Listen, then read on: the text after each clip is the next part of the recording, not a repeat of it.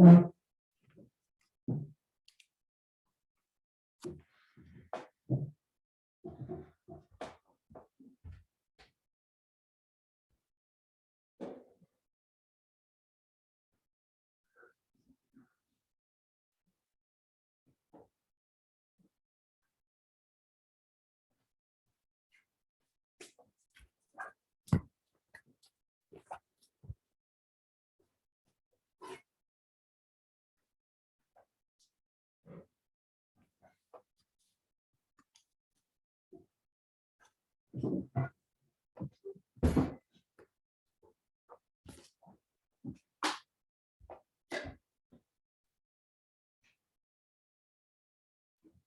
I make more coffee, will you drink it? Me too.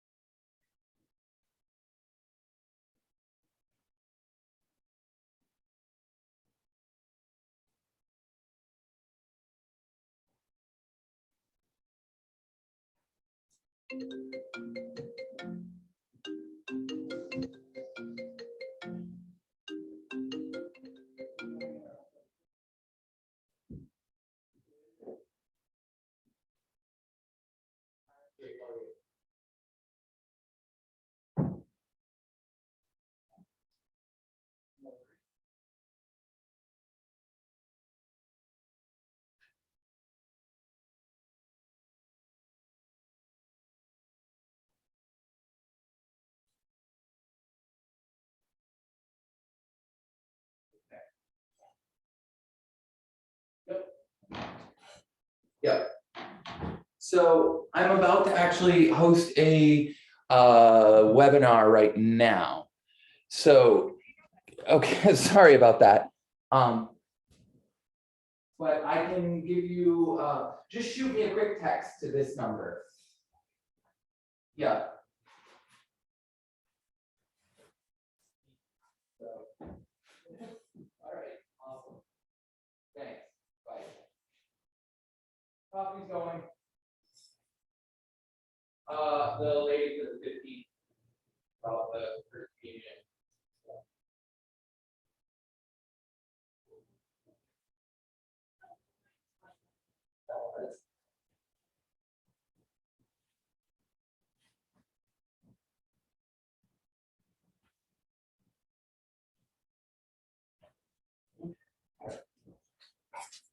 Nothing going on out here.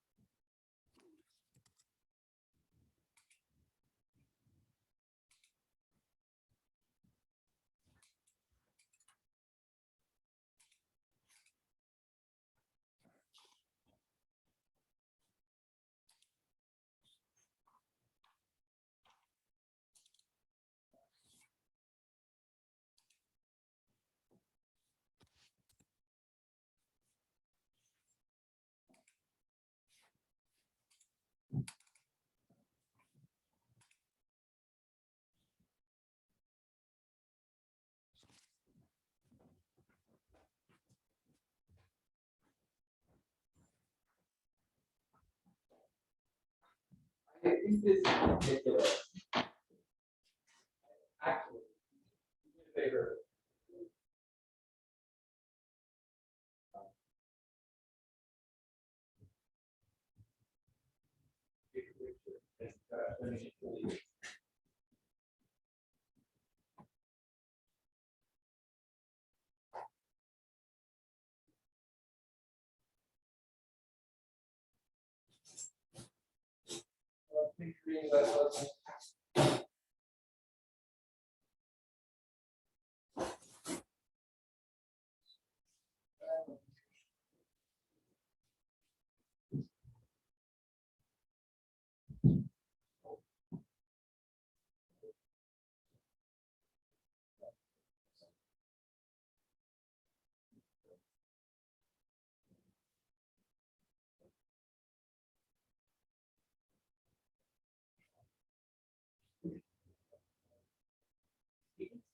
So in love with you, it's not even funny.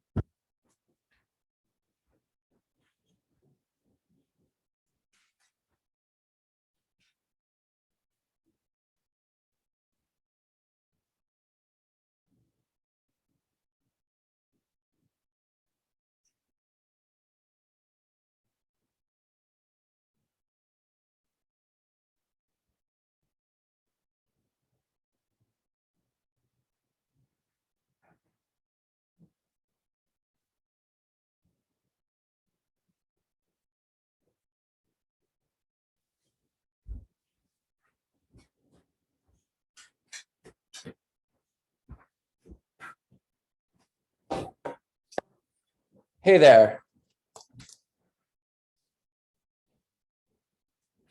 Let me see if I can get connected. Can you still hear me? Okay, great.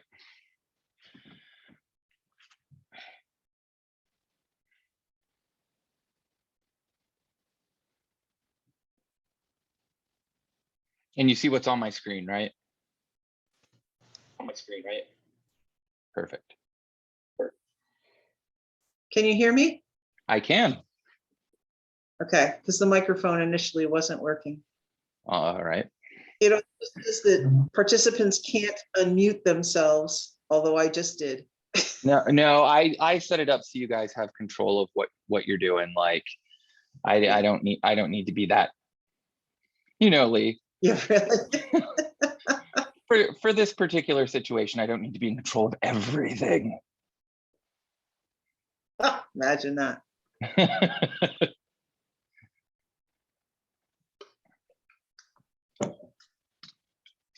So Elise did get back to me, so she is reading email, but I still have not seen a general email with here are the workshop links.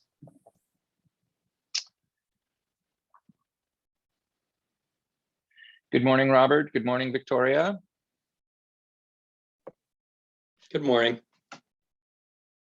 Actually, Erica, Victoria is my daughter and she had signed on last time. So she is registered for this workshop too. Okay. I will be right back. I've got to go deal with a darking bot. I I'll be right Try back. it again. Wow. And I'm gonna bring a cup of coffee with me too.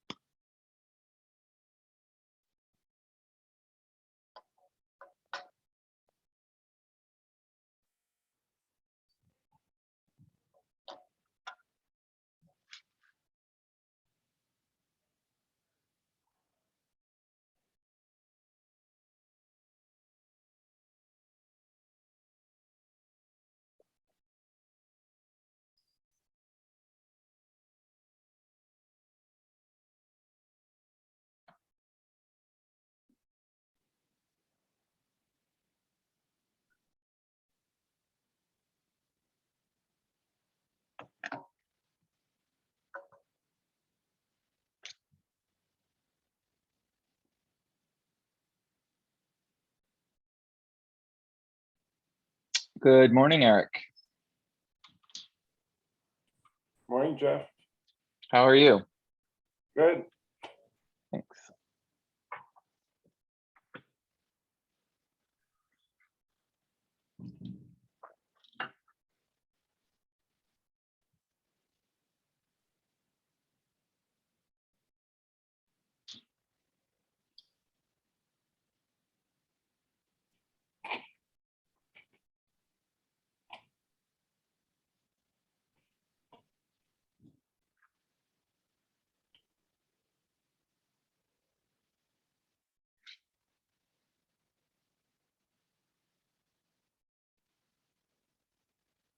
Good morning, Debbie.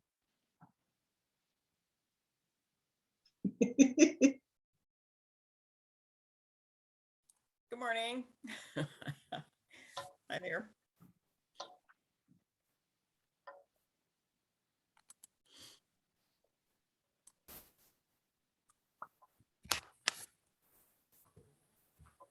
All right, it's 10 o'clock, but I think we'll give like another couple minutes. And Haley, not to put you on the spot, but would you open us in prayer this morning? Sure. Thanks.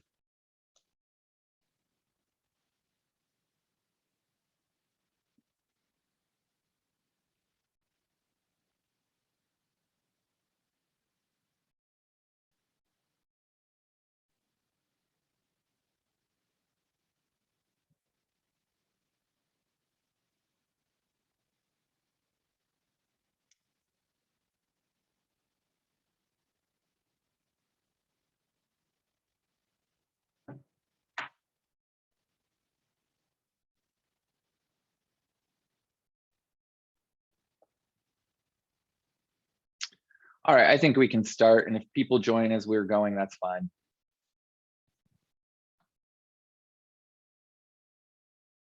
I'm Lee McCaffrey. I'm the pastor at Very Congregational Church.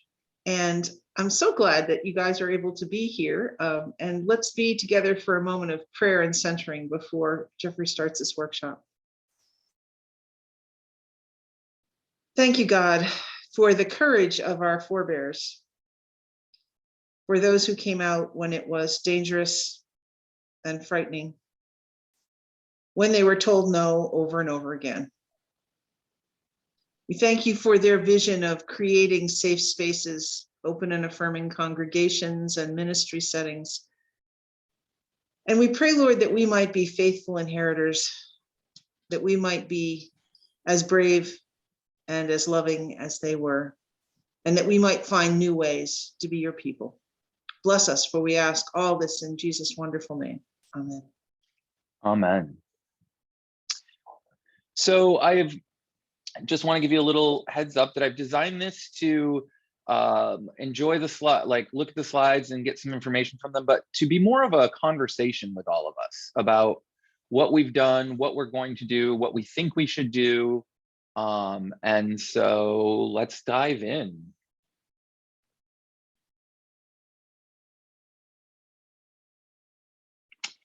It's definitely been a long road for a lot of churches to get to the ONA place. I know it took our church, well, I say 2 years, but it took our church a lot more than that, because originally they did a very watered down statement of acceptance, but it was more just to make everyone happy. But we're ONA, woohoo! And so the questions we need to ask are, what should we do now? And what should we ask? What are the questions we should be asking? So let's just dive right in.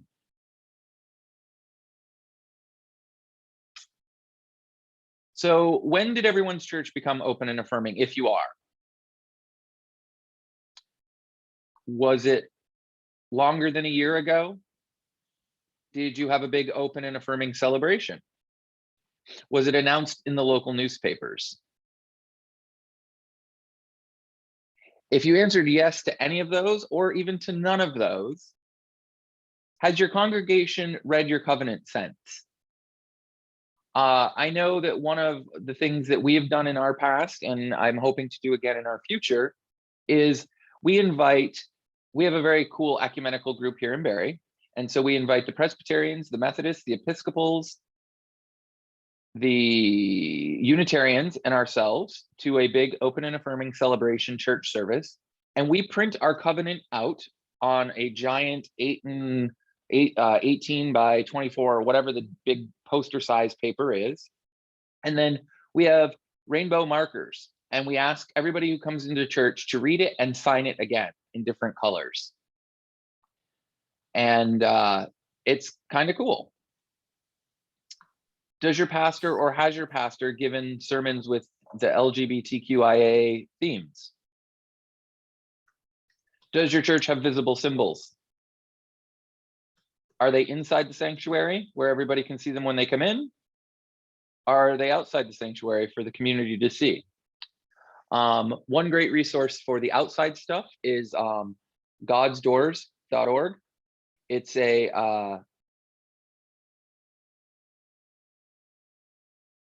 a really cool, I'm sure you've seen pictures of it, but it's really cool. You take 6 doors, you paint God's doors are open to all, and you put them outside your church. I would be remiss, I totally forgot to have everybody do introductions of themselves. So if we could do that. I'm Jeffrey Tuper-Giles. Most of you know me. I am the Open and Affirming Coordinator for the Vermont Conference. I go to the Barrie Congregational Church. I was a big part of our worship and arts ministry for a very long time, and am probably going to retake the mantle for a little while, provided I can eke out a little bit of time here and there. And that's me. Who would like to go next?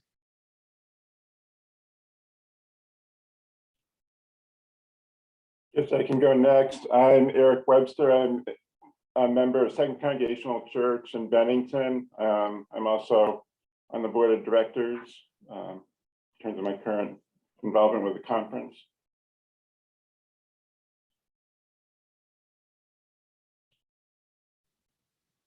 Hi, I'm Bob Driver, and I'm a member of the Williston Federated Church.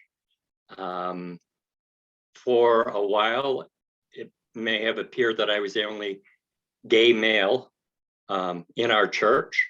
So when we have talked in the past about being the token, unfortunately, in the very beginning, I was a token, but I'm no longer the token anymore. I have finally been just accepted as who I am. And that's me.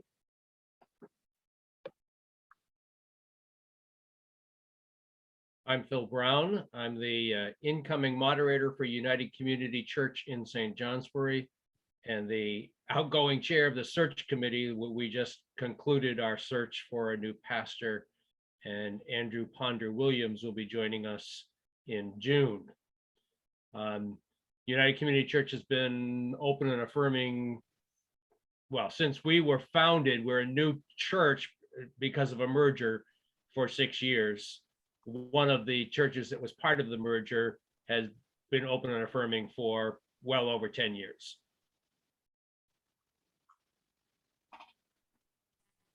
I'm Erica Thompson. I'm also from United Community Church. I'm one of the members of our spiritual formation ministry. And I also work in the office as secretary and several other hats.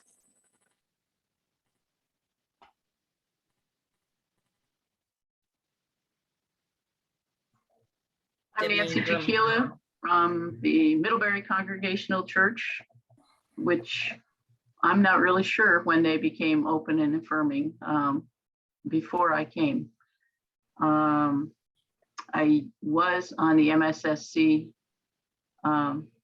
board, but had to get off due to some personal health issues of my husband's here.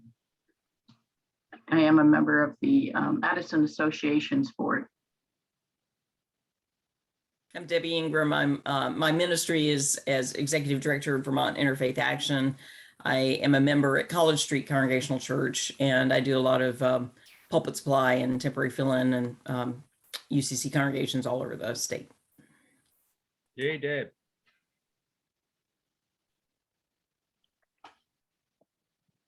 Hi, everybody. I'm Leanna Merrill. I am a member and deacon at the Weybridge Congregational Church. And I also don't know how long, but I joined in 2015 and we were open and affirming then. So it's been a little bit.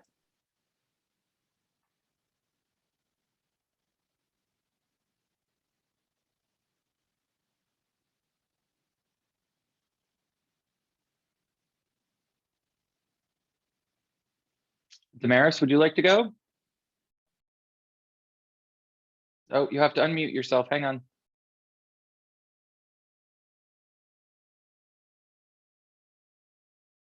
Damaris, you're still muted.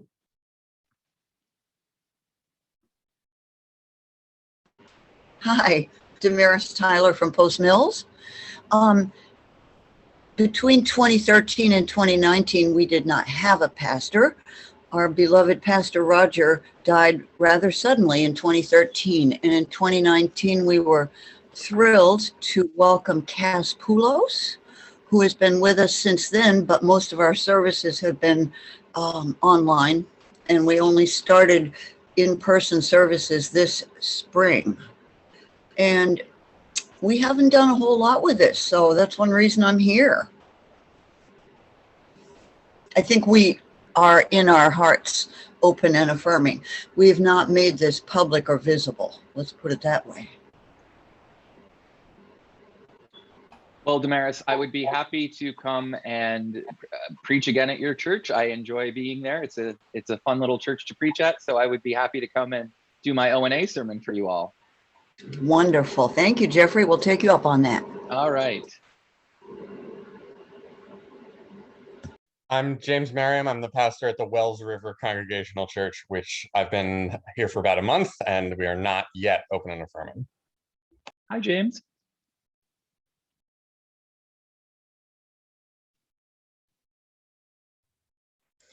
I'm Amy Hale from Second Congregational Church in Bennington. Also for the group for the ONA, and also do the Earth Advocate group as well.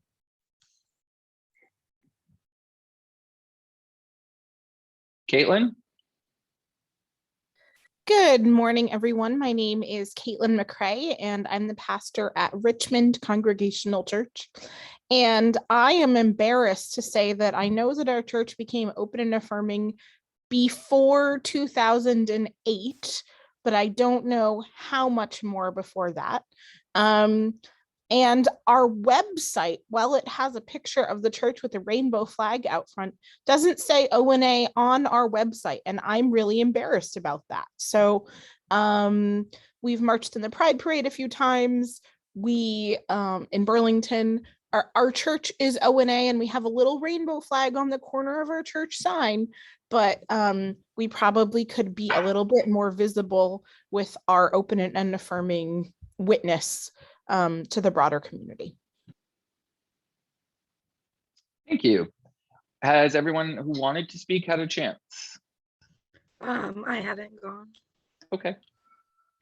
I'm Vicky Scher. I'm from United Community Church.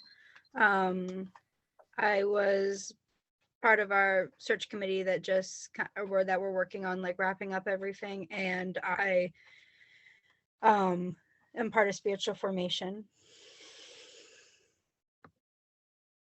Thank you, everyone. So back to what we were talking about here. Visible symbols are a great way to know at a quick glance, especially for LGBTQ people who need a safe space, who think, oh, you know, if that church is open and I see a rainbow, I can go in there and find sanctuary and find a safe space. And you know, part of my ONA thing is I tell people who are, a lot of people are worried, well, if we put a rainbow flag outside our church, that means that our church is going to be a gay church. Trust me, gay people have been marginalized by the church long enough that you're not going to get a whole group of gay people running and stomping down your doors. Now, would that be great? Yes, but it won't happen right away. It's going to take a lot of intentional work on all of our parts to make that happen.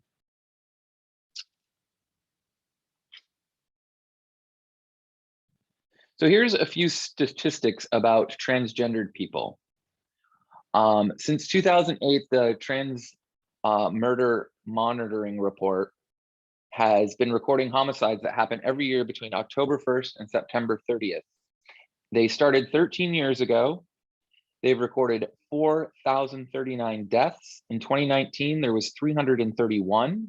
In 2020, there was 350. In 2021, there was 375.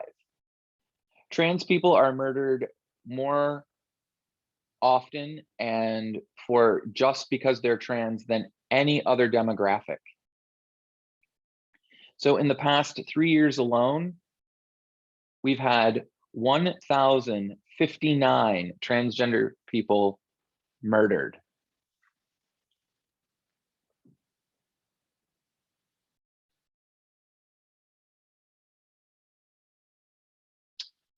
So with that in mind, and our recent deaths that unfortunately, I kind of was dumbfounded to know that it could happen here in our state. Like that shocked me to my core, to be honest. Like I was like, oh, we're Vermont, we're safe. Like we can walk down the streets at night, we can be outside and we don't have to worry about these things.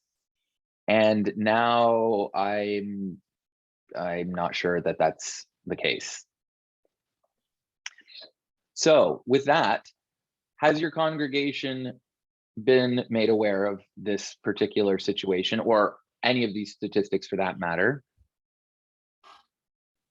Has your church or pastor addressed this issue in a sermon? It doesn't just have to be on Sunday morning sermon. It could be a Bible study around these issues. It could be a book study. Does your church talk about transgender people and their value in the world?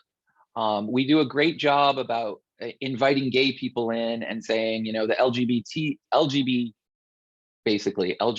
community is one thing, but still even within the gay community, there's a lot of transphobia.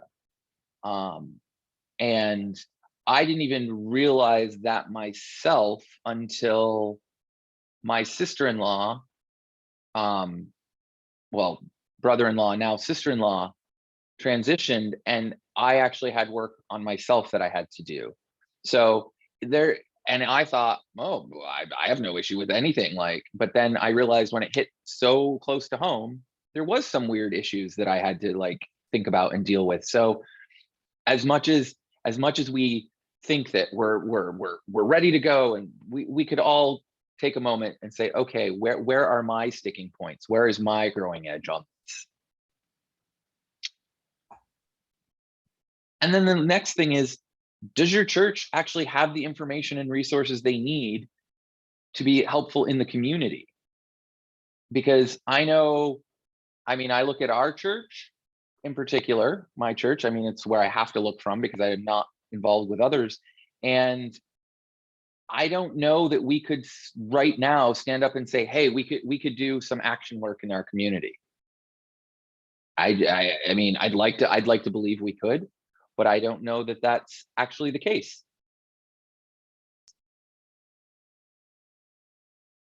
So here's some things that your church can do to start the process and become the next level ONA church.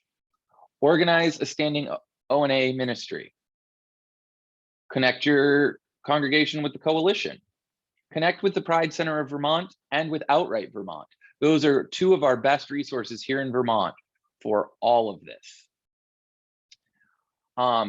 We can start planning for evangelism and advocacy. Again, that falls back to the Pride Center of Vermont and connecting with Outright Vermont. Sermons, book and Bible studies with focus on LGBTQIA themes, outdoor celebration and events. And we'll come back to some of this in a few minutes, but that being visible, putting that kind of stuff out in your newspaper saying, hey, we are intentionally celebrating gay people. We're intentionally celebrating trans people. We're intentionally celebrating people who are marginalized. Connect with other ONA congregations. We're all out here like we're these little individual people or churches that are doing our own thing. But if we were to connect with one another and say, hey, what's worked for you? What hasn't worked for you? What did you find in your community that you could help with? It really does make a difference. And share ideas and successes with one another.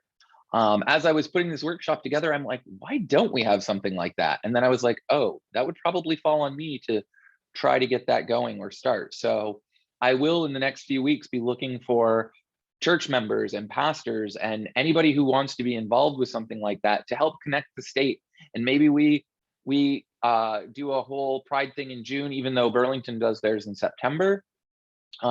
Maybe we do a whole Pride thing in June and go to different spots in the state just to be the UCC and just to celebrate. Let it shine. Have it out there publicly. I know, like, the little symbol you see here on the screen that the coalition put out with the rainbow comma and then the trans colors around that is really cool. There's other ways to have, I mean, that's a great symbol, but there's tons of symbols you can use. You can make your own with rainbow stuff on it. Your church has a logo, find a way to incorporate a rainbow into it. Find a way to own what your ONA status is. Talk about it in the local newspapers. Like, for instance, here in Barrie, we have a thing called Talk of the Town. And if we send information to Dave Delcor, he'll print it. He's always looking for stuff to print about community events happening and things going on. So just go ahead and put it out in the newspaper. Let people know that you are thinking about them. Let them know that they're seen and heard and really connected. Oh, and here's where my screen gets crazy for me. Celebrate your open and affirming covenant once a year. I had touched on it earlier about how we print ours on a big giant paper so everyone can sign it in rainbow around it, and then we post it for the year. Then the next year we put up a new one. Do something like that. There's many, many ways, and we're gonna all just take a few minutes after this and talk so that we can share ideas and share things that we've done, and really just open up a dialogue with one another.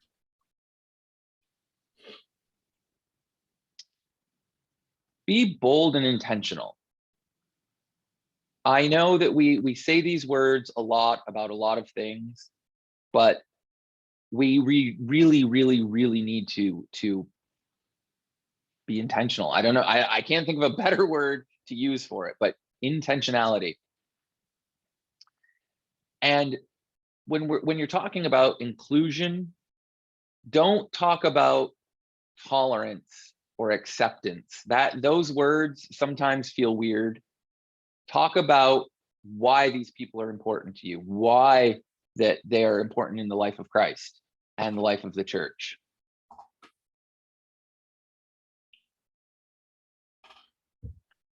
Take the pride out into the community. Like I said, or even if it's just your church and you decide that, hey, this Sunday, we're going to do a little walk around the block with rainbow flags and make people notice us. Invite the local papers.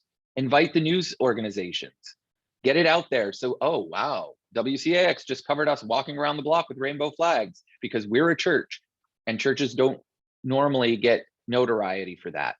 Normally, when you hear and think about churches, unfortunately, most of the time when we see a church in the news, it's because they've done something crappy to people. We always hear about Westboro Baptist. We always hear about these very conservative churches that are doing crazy things that I think most of us here would find appalling. We need to change the narrative on the public side of things.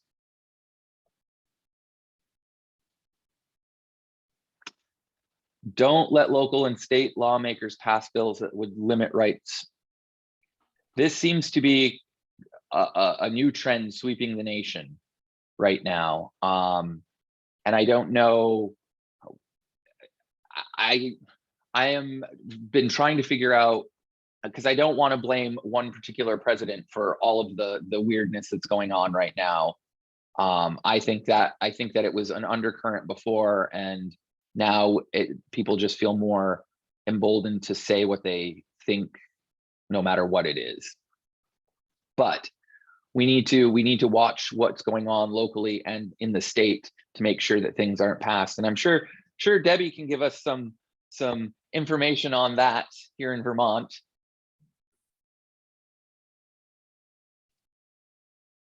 Yeah, we've been pretty good here, actually, but you're right. I mean, it can happen. It can happen anywhere. But of course, the latest thing that was good news was to allow to make it easy, really, for transgender folks to change their gender on their birth certificates and other ID. So that's good. But yeah, when I was in the Senate, there were only I think there were only 9 of us out of 180. And I think it's about the same. It stays about that same ratio, you know, of LGBTQ legislators.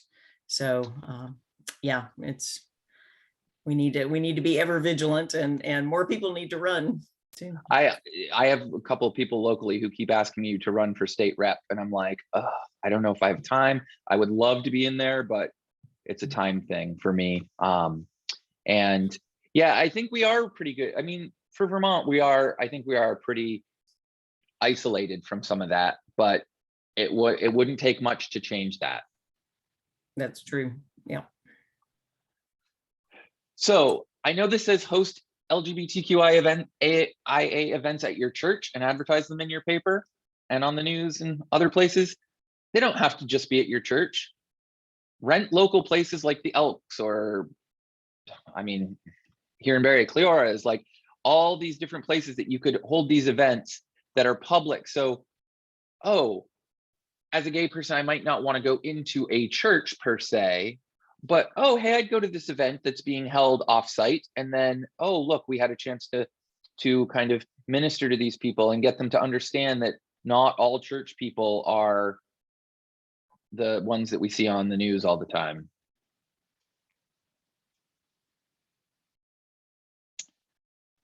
Keep learning and growing, because God will guide our ONA path.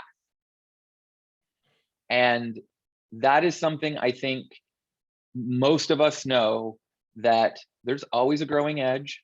There's always something we can learn. There's always something new we can do. You know, when I was a young man, I thought, by the time I'm 40, I'm going to know everything I need to know. I hit 40 and I was like, wow, I don't even know 50% of what I need to know. And the older I get, I realize there's more that I need to know than I've already learned. And I don't know how I'm going to keep up, but I'm going to keep trying. All right, I will stop sharing my screen, and we can all kind of touch on what we thought was, let's just open up the conversation, and I'm sure the Holy Spirit will guide it where it needs to be at this point.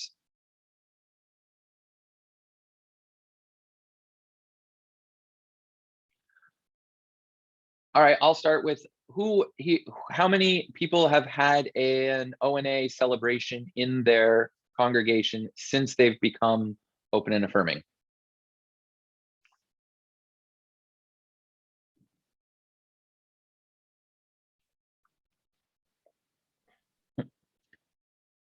Lee? Guess that depends on what you mean by celebration. Oh, okay.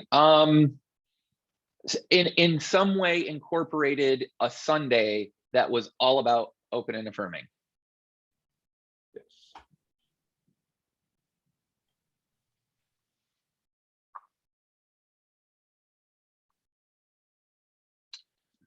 All right. Let's talk about ideas that we can do. Can I ask a question? Absolutely. The loud children have left the room. I would be curious about how folks think about or balance putting all of the work on queer bodies around ONA, around educating and moving our congregations forward.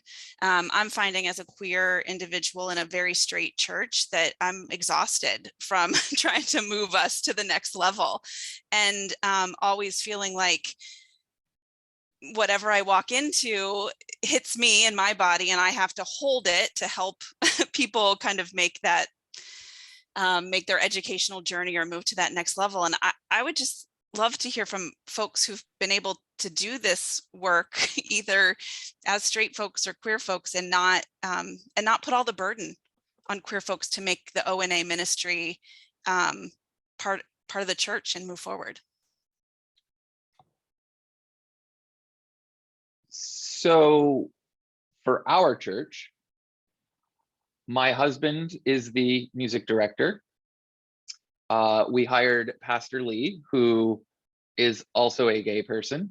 Now I know this isn't quite getting to where you want to be, but the more gay people you have in your church, the more chance there is for connections with other people. And so, for instance, like in our church, we have some very strong allies. We have folks who see that exact thing, where the burden should not be on us constantly. And this one particular person, she will stand up no matter what and say, the reason I am at this church as a straight person is because it's open and affirming, and I feel welcome here because I have issues that don't necessarily fall under the LGBTQIA spectrum, but they fall under some other things that she feels connected to. And so that's how I've gotten through some of it. Lee?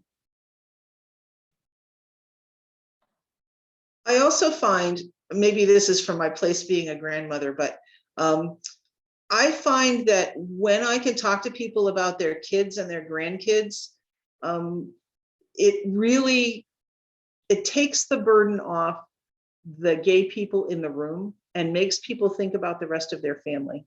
So that if we talk about inclusion as, I want this to be a church where your grandchildren feel comfortable showing up. I want this to be a church where, you know, your aunt feels comfortable showing up. The reality is that almost everyone has gay folk in their family, whether they're willing to admit it or not. And so when it stops just being the person in front of you, because I know that place, Natalie, of being like, okay, I'm the token lesbian everywhere I go. That when I start talking to people about their families, all of a sudden, oh my goodness, there are all kinds of folks here. And particularly for churches that are struggling with, oh my goodness, are we going to last another generation? Reminding them that the next generation is very intentional about wanting to be inclusive and will not come to a non-inclusive space. It changes the conversation a little bit, because then it isn't about just us. It's about, will the church survive to the next?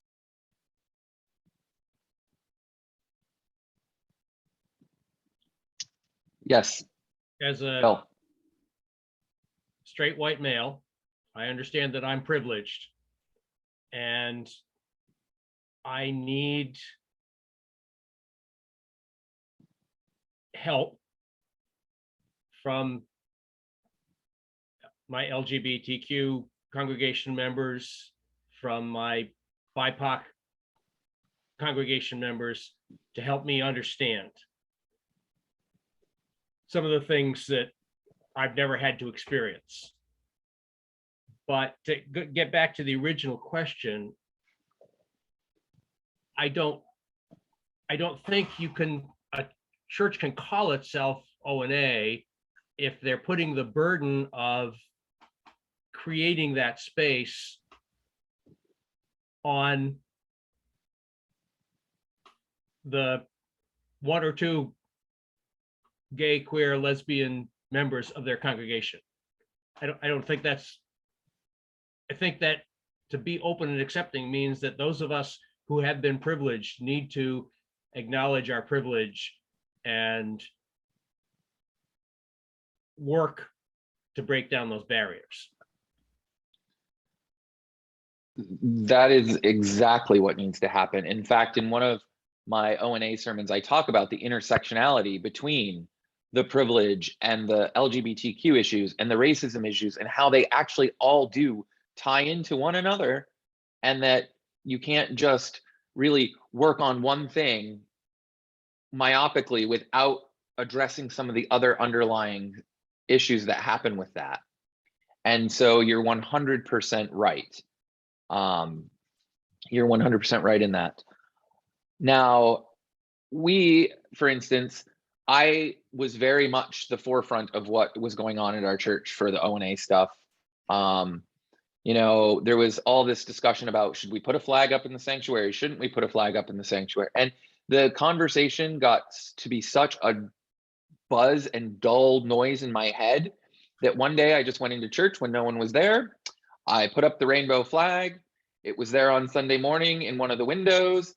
And yep, it caused some, oh my God, he did it without permission, blah, blah, blah, but it's still there. And you know what? Now we have a group in the church of straight white ladies who are now trying to commission a rainbow stained glass window for that space. So sometimes it's just, here, let's give you a little push. And now I'll back off and leave it alone. So Phil, if you were the one to give that push, maybe that's what it's going to take for you to intentionally stand up and say, hey, I need other straight white men to join me in my cause right now.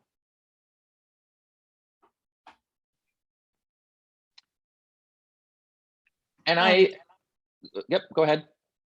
I say this wasn't in church, but I work in a place where it's open to LGBTQ folks. I have one coworker who's transitioning from female to male.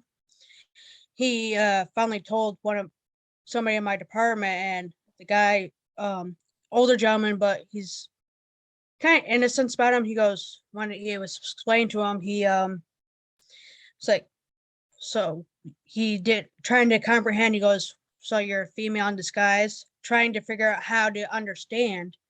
He wasn't doing it in a mean way. He was just trying to figure out how, because he always knew this one coworker as male, not knowing the person was transgender. And there's still talk at work about how to interact with this person, because when he first started, some of us, he introduced himself as male, others he introduced himself as female, so it's kind of hard trying to talk about it. Most of us do try to do with his preferred pronouns. I do it because that's how I knew the person as when he was hired. So it's not just in the church where people are trying to understand, it's also in the wider community. And like I said, the older guy wasn't doing it, didn't say it to be mean. It was just his way of trying to understand. And luckily the kid, it was one of the only times where he didn't get upset with somebody misgendering him.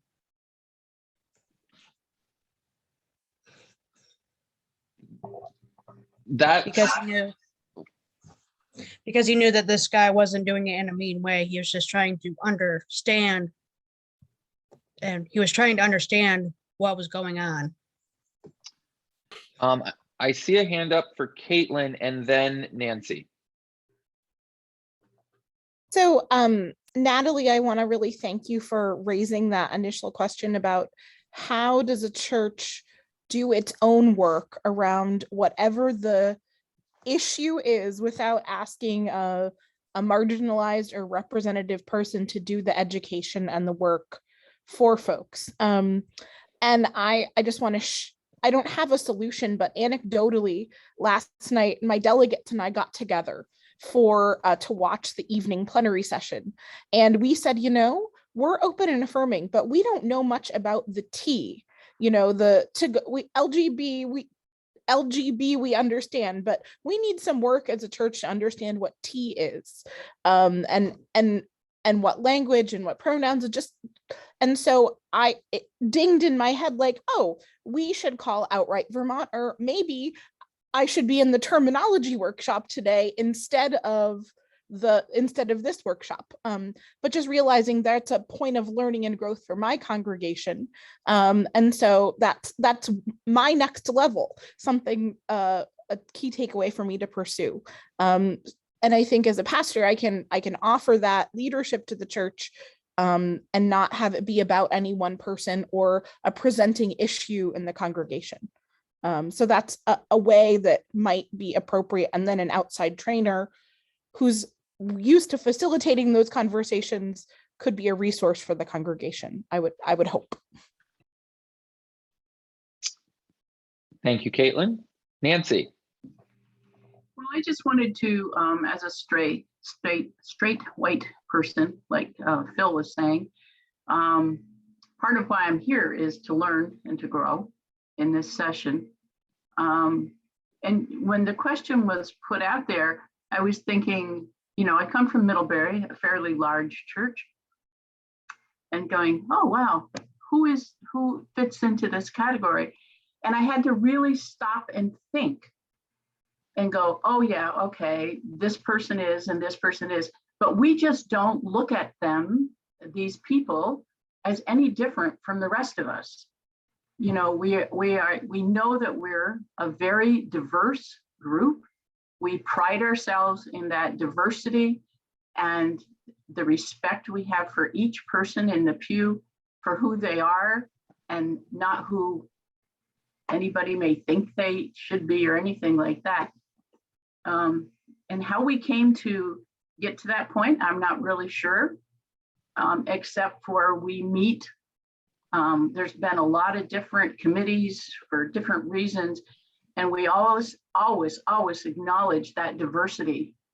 And that's what makes us a united community, is all the diversity that we have within that community.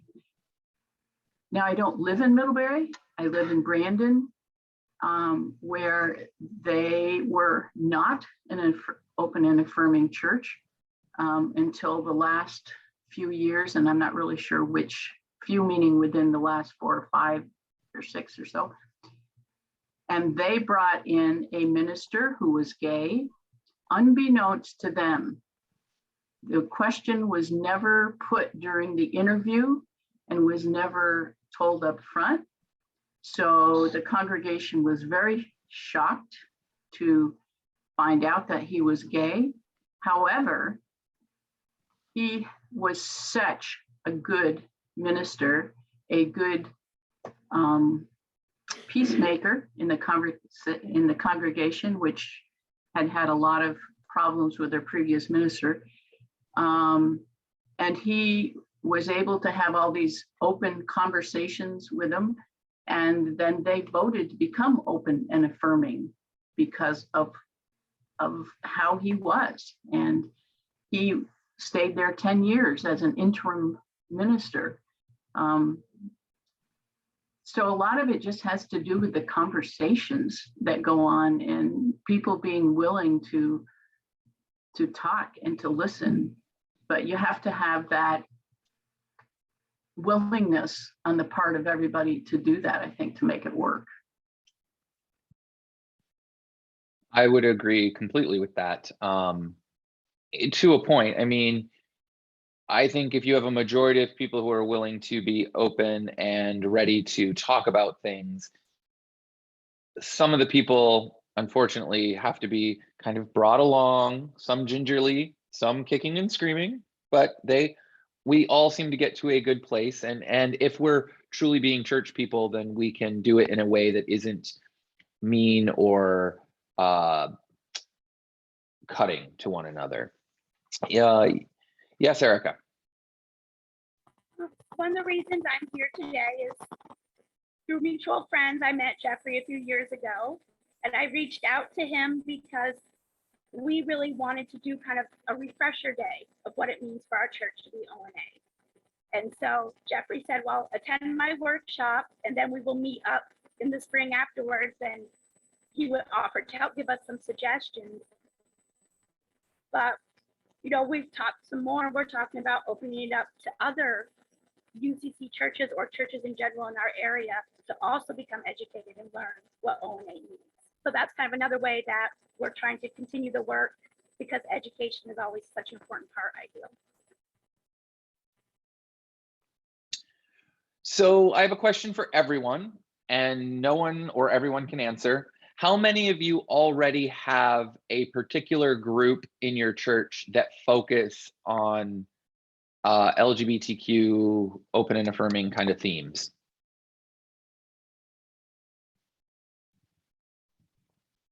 I saw one hand, two hands. We're getting reestablished, I would say, this spring. Our spiritual formation kind of does it loosely in a way. We do a lot of book studies that cover lots of different topics. Because I saw Phil kind of take a look at me. So it's not a general that's what our group is, but as spiritual formation, kind of nurturing the church, we provide things off and on. Cool. Now I have a question for the pastors, and I'm putting you all on the spot. When was the last time you gave an ONA sermon or invited someone to give an ONA sermon at your church?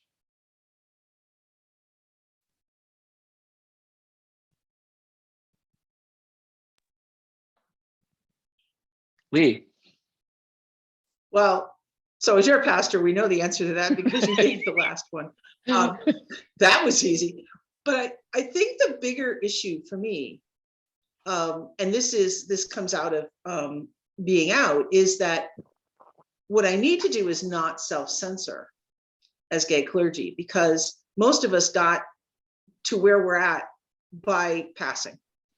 You know, now I've always gone everywhere and told people that I was out and introduced my wife and all that stuff. But this business with Fern has actually reminded me again of the need to say from the pulpit how terrifying it is that your gender identity or sexual preference could lead to your death.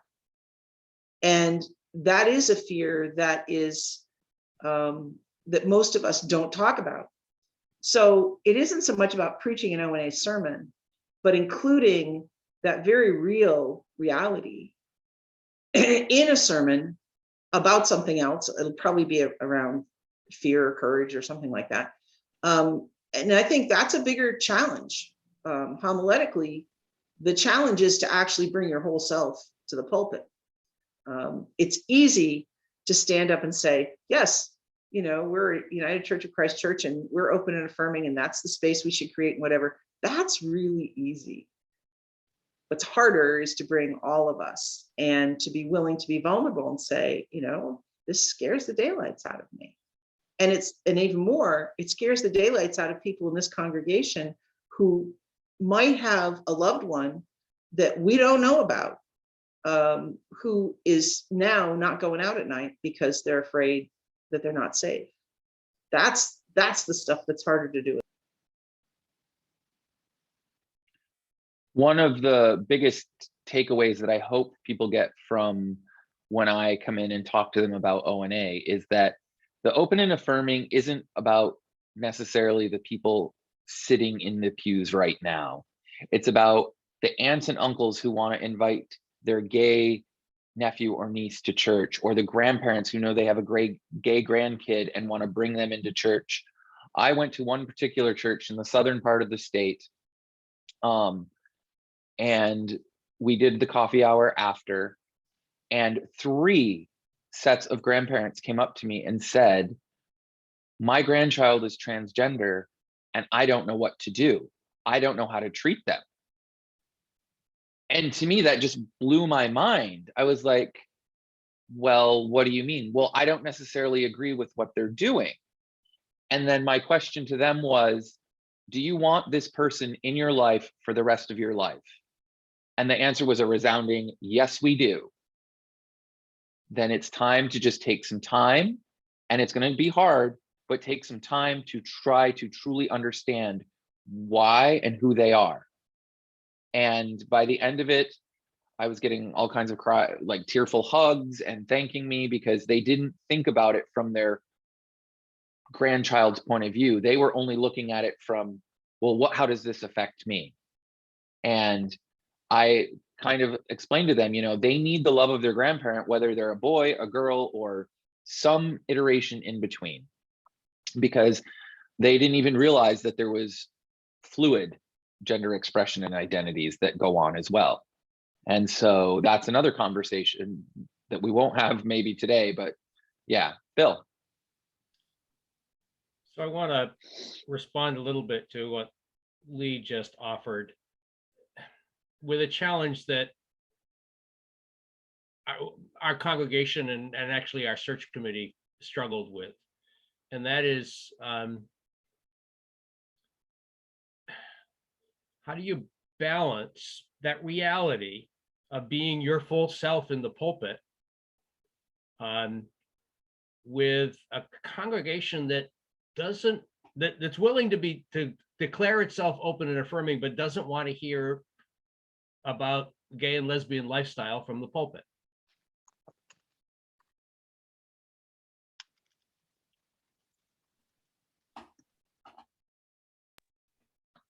Does anybody else want to talk about that? Any of my colleagues?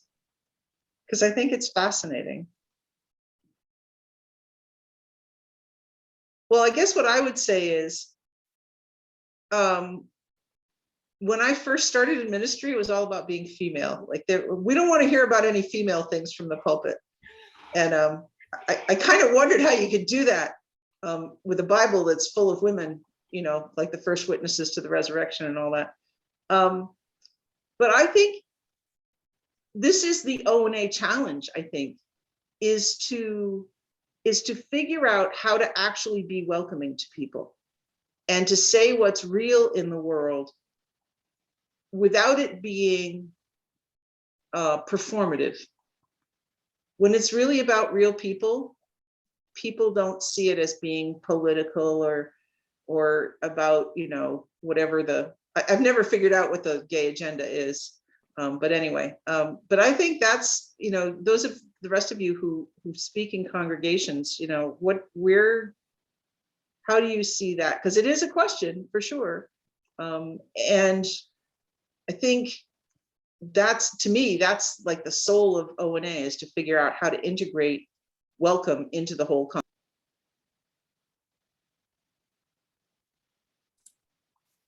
Well, I don't serve church regularly, but I do have an opinion on this, because I think it's like Jeffrey was saying earlier, just to say that we used to like encourage people to say that they tolerate, there's tolerance for diversity, and then we sort of moved up to acceptance, and I think really what we're trying to get to is embracing diversity and really understanding that my life is richer because I know you and you're a lot different from me.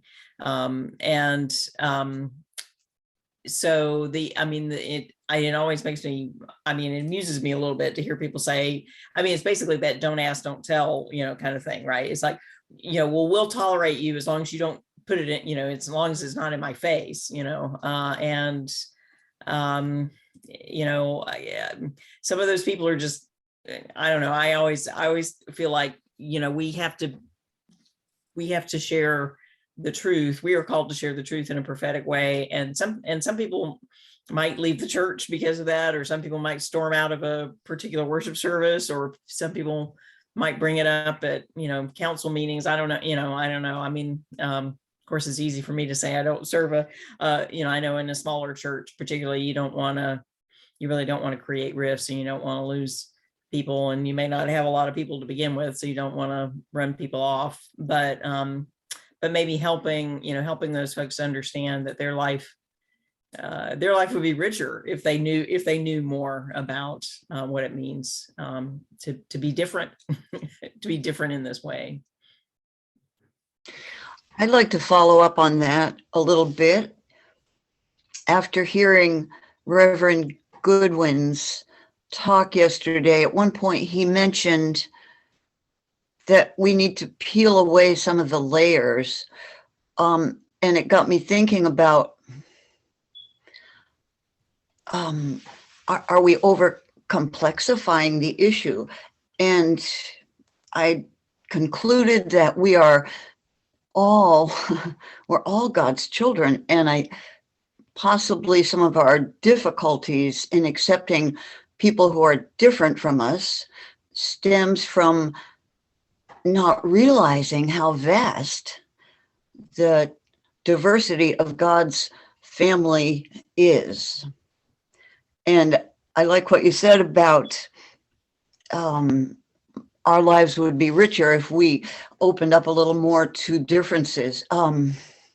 The attitude of, well, I'll like you if you're not too different from me, just doesn't jive with being a follower of Jesus, who said we're all equal. We're all equal. And I think we are challenged as a church to broaden our understanding of the family of God. And possibly we need to trust a little more that the Spirit is still involved in this and will guide us. We don't necessarily have control, but we can be willing to be led and possibly to believe that the diversity of life is much, much bigger than we imagine. Agreed. I think it's simpler than we sometimes make it. I can't wait to see what happens in Post Mills. It's a very small town. I think even my first thought is that advertising our interest in being all inclusive could lead to some backlash. It's that small a community, a very rural community. But on the other hand, from what some people have said here, it could bring out some surprises, good surprises. Thank you, Damaris. So one of the letters that we kind of gloss over a lot is the B in the LGBTQ. It is one of the most, I think sometimes one of the most marginalized part of the LGBTQ, because there are a whole lot of people on the sexuality spectrum who fall into that, who don't necessarily get respect that they should. And so I've just been having a private little conversation, and thank you, Caitlin, for being willing to kind of talk about this with us. So, hi, first of all, I'm probably going to surprise my congregant who's in the workshop. So when I was in seminary, I moved from being an ally, to identifying as bisexual. I realized I was attracted to men and women. And so I kind of surprised myself. But I was in a diverse seminary, and it was a very easy shift in my identity. It was like deciding to become vegetarian. Well, no, that's like, it was just like, okay, this is just a more full understanding of who God created me to be. When I was in seminary, I did an internship at a church that was not open, a UCC church that was not open and affirming. And I really struggled with feeling like I was welcome there, because I had this huge identity crisis, what felt like a crisis of faith. And I felt, even though the church wasn't, and so I did another internship at a church that was open and affirming. And it wasn't really about me, but it was about knowing whether or not I was open about my sexual orientation, that I was welcome there, that the church had already done their work. And so when I was searching for a call 8 years ago, I was only looking at open and affirming churches. I also happened to be dating a very nice man who is now my husband, and we have a lovely 2.5-year-old daughter. And so Who's beautiful. Thank you. And so I live in a largely heterosexual, monogamous, I pass for straight and white, and honestly, being a parent and a pastor are the bigger parts of my identity. So the B doesn't get lifted up very much, nor has it ever felt appropriate for me to share that from the pulpit. But I shared it with the search committee when I was searching. I've shared that quietly with some GLBTQ church members in the past. Jeffrey remembered from a few years ago from General Synod. And so, you know, there's many different ways to live. And we can't always assume just from looking at someone that we understand the full picture. But also, I think there's something to be said for deciding how it's appropriate to share what. And, you know, for me to come out from the pulpit, I need to do some of my own work, some conversations with my husband to say, you know, like, is this something that we want to be open about at this point in our lives? So I don't know, that I just, Jeffrey asked me to share, and just to show you that it's complex and nuanced, and I wouldn't serve a church that's not open and affirming, but I guess I have some work to do, and so does the church. Caitlin, thank you for sharing. And I like I said, I never would have put you on the spot, but I do appreciate you taking the oh my God, sorry. Taking the moment to share with us. Like, these kind of things really do move me, because I hear stories all the time from people when I'm just out and about who come up to me and they're like, you're so disarming and I just want to talk to you about this, but I haven't told anyone in my life about this. And I can't tell anyone because I'm afraid what they're going to say, or what they're going to judge me for, or they're not going to be part of my life anymore. And so, and I realized that I didn't have all the answers for what the next level church looks like for open and affirming for everyone. But I think these are the conversations that are going to bring the churches to the next level. Being open about just talking to one another and figuring out, like Debbie said, was it Debbie or Damaris? One of you said, my life is enriched because you're not like me and I can learn from you. And I think that is a very important part of the next level of ONA. Now I know I've gone to quite a few churches here in Vermont and given my ONA sermon, and my ONA sermon is more of a testimonial about my life and how I got kicked out of the church when I came out, and how I didn't think I'd ever go back to church. And so it really is my story, sort of. And, you know, and I try to make it impactful, but I add humor. In fact, I'm pretty sure it was James's church that didn't get the whole I left church and didn't look back because I didn't want to turn into a pillar of salt. He and his wife were the only two that laughed at that. I thought it was hilarious, but you know. I'm sorry, I need to work on my Bible studies work, I guess. It was a good joke. It was a very good joke. But you know, there are just little things that we can do inside of our church. And one of those things is start an ONA ministry. Be intentional about having an ONA ministry in your church that can use the resource. The UCC has some fantastic resources available. The coalition has fantastic resources available. Outright Vermont, invite those people in. I'm happy to come to churches and talk about this stuff and answer questions and really like get a conversation going. I'm willing to guide the conversation into different aspects based on what the church needs. You know, sometimes literally I've been to churches where they're so close to being open and affirming, and they hear a story from someone who's been kicked out of a church because they're gay, and they're like, nope, we're doing it. I was at a church where, which shocked me, by the time I was done my sermon, 2 grown straight men were crying and came up to me and hugged me, and they were like, we didn't want this to happen in our church, and now we can't think of a reason why it shouldn't happen. And so sometimes it literally is just inviting someone in who has been marginalized or who has been just denied church life and denied the love of Christ because of who they are. Because if the Holy Spirit is working the way the Holy Spirit should work, you're going to have grown straight men crying at your doorstep. So I think I just saw a hand. Yes, Phil.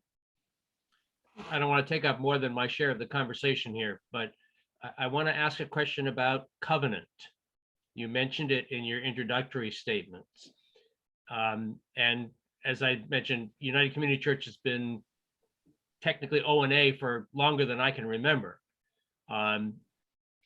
Is the ONA covenant something that we would have picked up from the office, No. or is it something that we would have written ourselves? It's something you would write yourself, and if you give me just a moment, I will see if I can find the one for our church. It is oh, wow.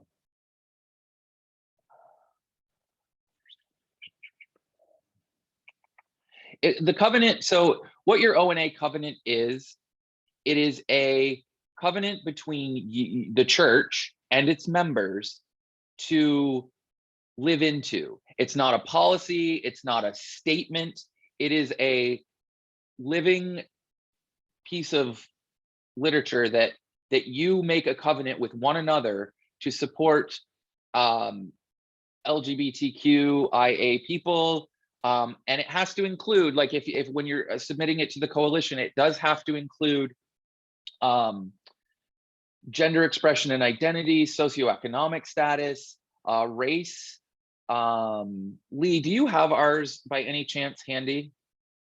Because I would love to. I was just looking for it. I think I'm on the wrong computer, but hold on. Okay, because it is, and the reason I'm trying to pull it up is so that you can get an idea of what it looks like and sounds like. Now, Erica just found our most recent one, so. Well, it's in the file cabinet at the office, but we do have one. Okay, so I mean, there are definitely some words and some guidelines that we need to have in your ONA covenant to be listed nationally, but it really is just a covenant between the church members and what they're going to do to live in and affirm people. And that's why we don't call it a policy or anything like that. It is a true covenant with one another. And sadly, I should have this available. Yes. This is kind of related. Given this conversation, I would love anybody's thoughts about potential next steps for our church. So I'm at the Weybridge Congregational Church. I started coming in 2015. We were open and affirming, but I feel like you wouldn't know other than the language in the bulletin, no matter who you are. And we have a rainbow flag back like behind the church on a shed that lives behind the church. Nobody, as far as I know, in the congregation identifies as LGBTQIA+. But we have a new pastor, Corinne Eskridge, who came in November, and she is openly queer, and we love her. But since she has come, I have gotten a lot of members who, I'm the youngest member by far. And I'm the lead deacon. So I get a lot of people coming up to me and wanting to chat about not understanding trans. It's clear that there's a lot going on in the members' brains, I think, about stuff, right? I haven't shared any of this with Corinne, and Corinne recently came to me and said that she wants to put sort of on our summer agenda, updating our covenant to include LGBTQIA+ and trans language. So I'm just sort of wondering, as somebody who's probably the only person who kind of knows everything going on, what might be next steps. Like, I'm sort of feeling like from this conversation, from Reverend Goodwin's talk yesterday, that maybe we need to do more internal work before we jump to updating, because I came to this and I'm like, Jeffrey, all your ideas, like I want to start, you know, an ONA group and have events and things, but then I'm like, whoa, given what I know our congregation's kind of struggling with, is that too soon, or can they happen in tandem? Sorry, I know that's a lot, but I would just love any thoughts anybody has. Anyone can jump in here. I can jump in. Doesn't matter to me. I think they can happen in tandem. If it's an educational piece that needs to happen, because it sounds like you have an older congregation like most. If it's an educational piece that needs to happen, then, you know, talk with your pastor, figure out like what you all can do to start the ball rolling, whether it's just let's do a book study or a Bible study around LGBTQIA themes. That's a good place to start, because people love Bible studies, especially the older folk. Yeah. So you hook them with the Bible study and then you get them in, and I wouldn't necessarily say beat them over the head with it, but gently introduce some themes to them and be like, why wouldn't we want this to be part of our church? Why wouldn't we? And then start celebrating. Say, hey, let's put a rainbow flag outside. Let's do some of these publicly visible things so that everybody knows. It was described to me once, it's funny. It was described to me once as, okay, so you've got a core group of friends that you know who every time you have a party, that core group is always invited. They don't need an invite. They're always just going to come over because they know you're throwing a party. But there are people on the outside of your friend group who aren't necessarily or don't necessarily know that they're just invited. And you have to specifically name them and invite them to your party. And that's kind of what we do with the ONA stuff. We have to name it and invite people to our party. So, I mean, if you've got a group of people who want to put together some of these events, just do them. Yeah. And you'll see who shows up. I mean, for instance, if you really want to engage some of the older folk, I'm sure you've got some ladies who love to bake. I'm sure you've got some ladies or men who love to sew. I'm sure you have some people who love to do all of these things. Specifically invite them to, hey, could you design or sew this for me? Could you bake this or this for me? And then all of a sudden they're part of something bigger than they are. And they can take pride in what they've done for that particular thing. I mean, don't trick them and be like, I'm gonna have you make red cupcakes and you make blue cupcakes and then they're gonna be a big rainbow. Like, don't do that kind of thing, but tell them what they're doing. Yeah. Caitlin. I would suggest having a good conversation with your pastor. Yeah. Especially if there's triangulation. Sorry, I had my video off. Especially so that if people are coming to you and saying things, remember that covenant for dialogue we had at the beginning of annual meeting.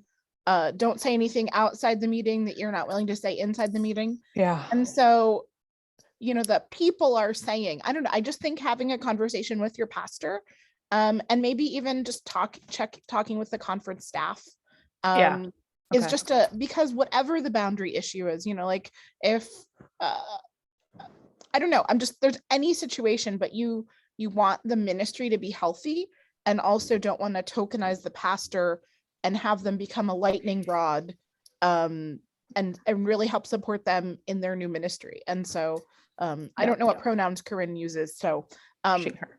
But anyway, I would just say that that's a great conversation to have with your pastor and with PRC and also Pastoral Relations Committee and also the conference, because it could quickly devolve into a situation that's not healthy for anyone. And you want to really, so anyway, that's my ministerial standing and standards committee hat I'm putting on, just thinking.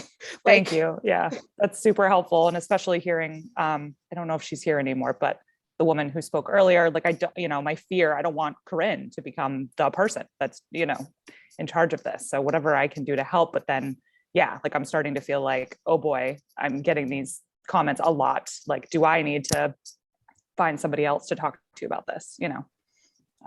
So thank you. Nancy. I'm just wondering if you have your covenant listed on your church website and if that is normal. I just looked at our website and we have nothing. And I looked at our committees and confirmed that we do not have an ONA committee. But I just wondered if your covenant was online so that people who searched your church would know that it's there. Yeah, great question. You know, that's interesting, and I haven't been to our church website, and it is not. I can tell you it's not. It was, and we had a misprint. We had a misspelled word, and it didn't get back on. Right, because we were what, marriages? Yes, we talked about people's marital status instead of marital status. So Yes. when we do the next website update, we'll fix. And the coalition, if you are looking for wording for a covenant, I will get the one that the Barry Congregational Church uses. It took us about a year to wordsmith it into something usable, I remember. That's a good question, Caitlin. I believe there is roughly, the last time I looked, I think it was 100 and something. Let me look. Let me also say that right now, the part of ucc.org that used to have those resources yields an error message. So you may need to do a little searching. Normally it would be right there, but I know their website is in the process of being rebuilt. So there are resources out there. We just need to look for them. I was hoping to give you a link. I can't. Perhaps that's a link that could come out in the UCC newsletter that they put out, that would be helpful. So Caitlin, according to the conference website, there's about 56 churches now in Vermont that are ONA. And in fact, our state actually is one of the states that is closest to being 100% ONA. Like if we truly could make a push for this, I would love, oh my God, how much would I love for Vermont to be the first 100% ONA UCC state. That would be so amazing. The 56 is not even half of our congregation. No, and that's, and I thought we were over half. Yeah. At one point. I mean, I'm looking at this and I'm like, is this really the exhaustive list? Yeah, maybe we should ask if they've updated it in a while. Yeah, because let me see if I can find it on open.affirming.org. Let me see if I can find it here. There used to be a list on here and I don't see it anymore. It's funny because I'm on the Open and Affirming website a lot more than I'm on the Vermont conference or even my own church's website. And I think that's 20 total churches in the Vermont UCC. Debbie, do you have the answer to that? How many churches are in the Vermont UCC? Yeah, I think it's about 140. It's changed. It varies a little bit. Some of our churches have, folded and stuff because it used to be 142, but I think it's around 140. No, 56 out of 140 is not bad. And I know there's one particular church that I've spoken with who I think they're an 11-member church. They have no desire to grow. They have no desire to like this was 2 or 3 annual conferences ago. They were in a workshop and they basically said, we're happy with our 11 members. We're happy with who we are. And that's how we're going to stay. So that being said, it is what it is, but I would love for us to be the first state that's 100% or close to 100%. We are at 1117. So unfortunately, we are at the end of our time. I do hope that I was helpful. I apologize that, like I said, I don't have the answers. Like I'd love to say there's a magic formula. We can all wave our wands and glitter will erupt from our steeples and everybody's ONA, but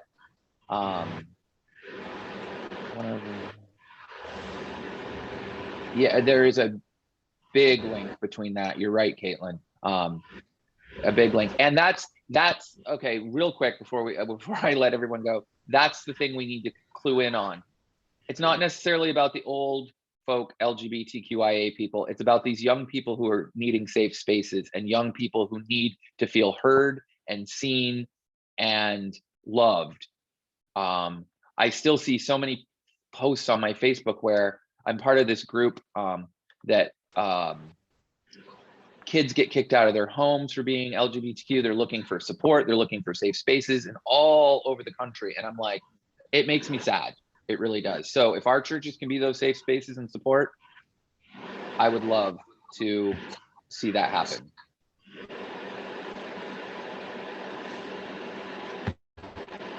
Thank you, everyone. Have a fantastic day. Thank you, Jeffrey. Thank you, Jeffrey. Thank Thanks, you. everybody. Thanks a lot. Bye.